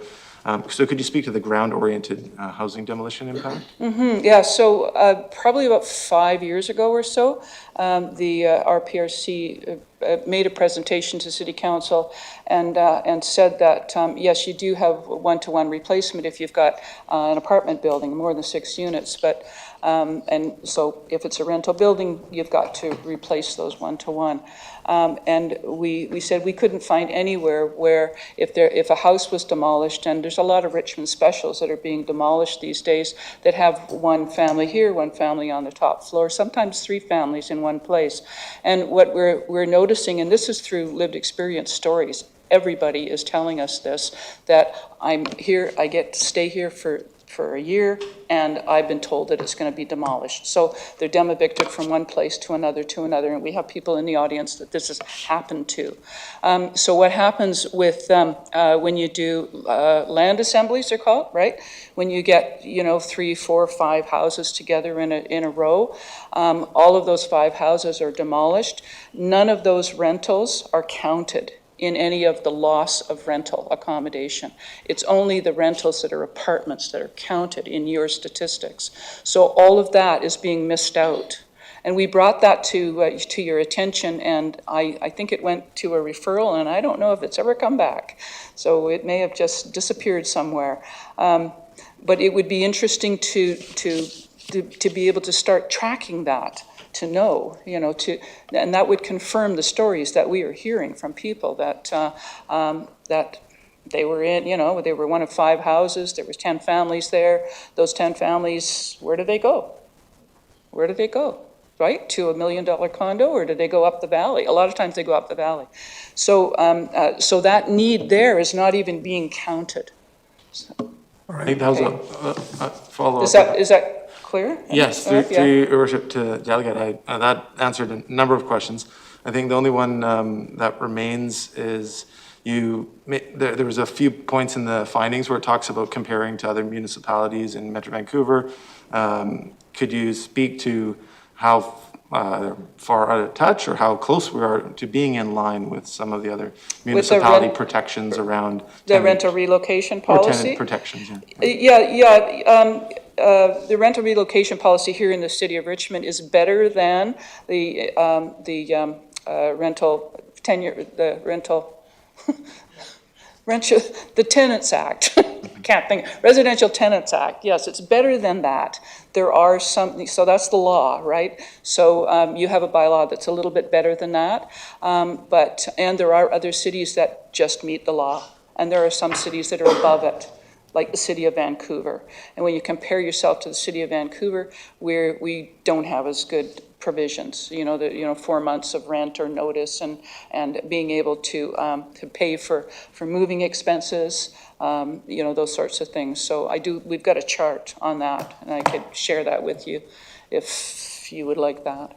But yeah, I think there's a bit of work to do there too, but that's another. So there's a lot of things actually that could come out of this. We've that got could more be questions. could be policy changes and policy improvements, right? Councillor As Al. well as those 3 recommendations. Councillor Okay, Al. I want to ask the question, can you elaborate on your third recommendation, reducing the number of Richmond residents on the BC housing wait list by 50%. Now, my understanding is that the waiting list of BC housing is cross-boundary, right? So a Richmond resident can actually wait for a unit somewhere in the Lower Mainland and vice versa. So how in your recommendation that we can reduce the number of Richmond residents on the BC housing waiting list? Well, we know that BC Housing, the last count that we got was that there are over almost 1,100. There's like 1,064 households, Richmond households that are on that waiting list. Like, yeah, they might pick, I came up on the list and I get to go to Port Moody. Well, fine. But people are desperate, right? But these are Richmond residents that would prefer to stay here and work here and have their kids go to school here and have their doctors here and all of that. But that's how many are on the list. And so what we're asking for is to have a target and a timeline instead of just something airy-fairy, but something that the city can work towards. And even if you don't make it there in 5 years, it's like at least you can track how far you've gotten. So that's why we're asking to reduce the list in half. And the reason that we chose 2027 is because that's when the affordable housing strategy expires. So in that case, are you saying that, we should build some or provide more affordable housing targeted to the Richmond residents? Yes, targeted, yeah. And the YWCA is a good example of that. They've just opened up 27 units in the Celtic development. It's all wonderful work that they're working together with that developer. The rents are still not, non-market, not really, but they prioritize Richmond residents and women that are fleeing violence and women that have young children. So, and I think that's a good thing. That keeps people in a secure, neighborhood that, with people that they know, and yeah. Thank you. Thanks. Councillor Day. Thank you very much. I wanted to ask you about BC Housing, given that some of you probably need a drink of water at this point. I'm really frustrated with BC Housing, and in particularly the way they manage the inventory that they have. So did your group look at how we could better utilize the existing housing? And I'll give you just a little example. I knocked on a door and there's a little old lady living in a 3-bedroom townhouse. Well, her kids moved out 20 years ago and she's still living there in that 3-bedroom townhouse. And do you think it would be, did your group look at the options of finding a more appropriate housing for that little old lady so that a family could utilize that 3-bedroom townhouse? In a co-op, type of thing. Oh, it's in a co-op. Yeah. Well, co-ops they manage themselves as well. I mean, they are counted. And if you go on BC Housing, you can see that all the co-ops are there, as well as all of the seniors housing is all there as well. It's just a one-stop shop. It's a place to find housing that is below market. But co-ops they manage themselves. And so maybe, that's something else that could be an improvement. And I don't disagree that there's things that could be done better with BC Housing. And just heard some news recently about BC Housing. I know of one development that is at 2 and Blundell, the towers, Rosewood Towers, and there are some suites there that are empty. They're empty. Like, why are they empty? Can't you bring in a workman? Maybe not one of those developers, but, but somebody that could come in and spruce them up or paint them or whatever they need to fill that gap, because they say that that's, the suites are, everything's full, but people who live there say that there's some are empty. So yeah, I think there's a lot of work could be done on better checks and balances with BC Housing. But it doesn't mean that BC Housing has to manage the nonprofit housing. There are nonprofit housing societies. We could invite more in. There's Community Land Trust. There's BC Nonprofit Housing Society. There's the faith community that some of them do have housing societies. There are pension funds that could build and operate. And the recent one I heard was a union. BCGEU is becoming a developer and an operator they're going to be building in the city of Burnaby. So there's other ways that that nonprofit housing can be built and then managed. All right. Great. Councillor Liu. Thank you. Thank you for coming. I actually don't have a question for you. I have a question for staff and a possible referral. Then wait for the referral. Okay. All right. Thank you very much. Okay, thank you. So I'll go back to Harold.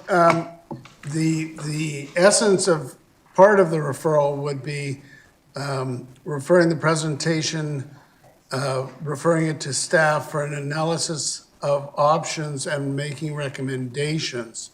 I think you wanted to add something to that. Yeah, I wanted to, in combination with Councillor McNulty's referral to acquire property, and in addition to consider land assembly where the city of Richmond captures the lift on the property. Oh. And the reason I'm suggesting that, in the early days of the co-op across the street from me and several of the others, the land was acquired as single family properties, and the city went through the rezoning process and changing of the community plan at the same time. In other words, they didn't warn people we're going to make it a higher density. That enabled the city to acquire the lands at single family prices. And I'm not sure how you can do it today, but certainly we should be capturing the lift to help do that. So what I say is, in conjunction with the objective of the city of Richmond purchasing properties for this purpose, and in situations where they can capture the lift. That's in addition, so sometimes we can't, but if it's possible to capture the lift, yes.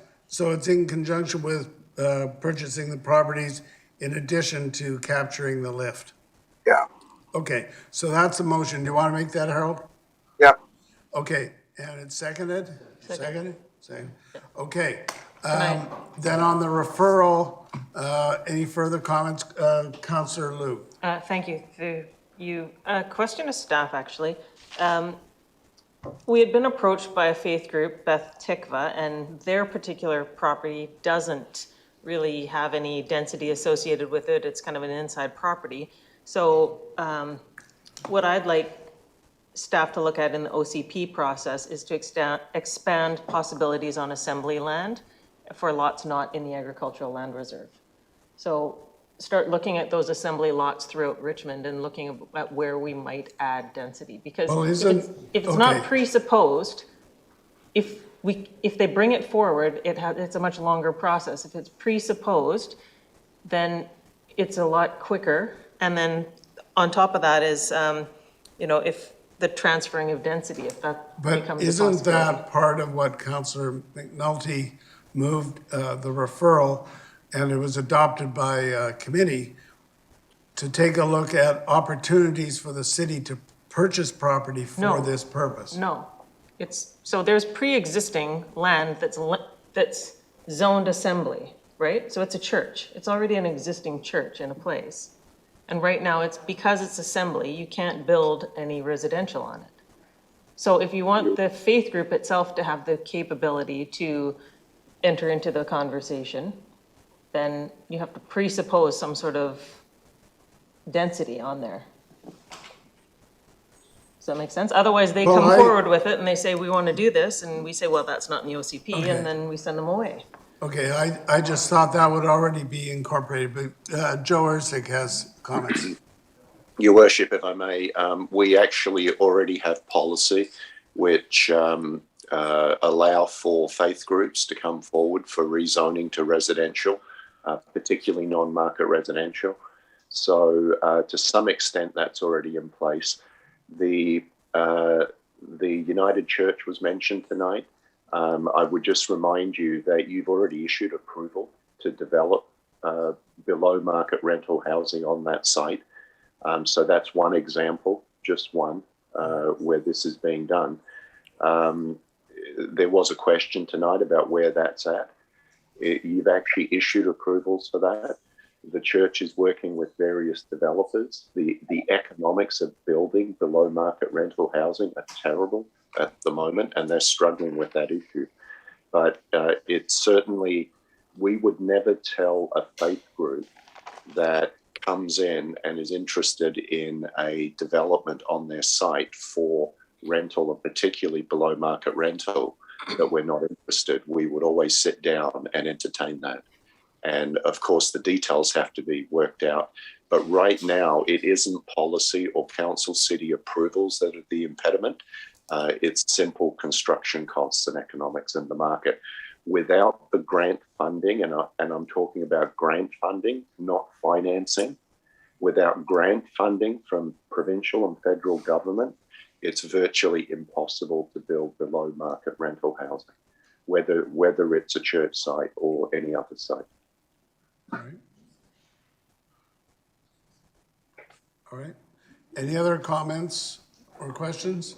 Okay, so we'll call the Councillor Day.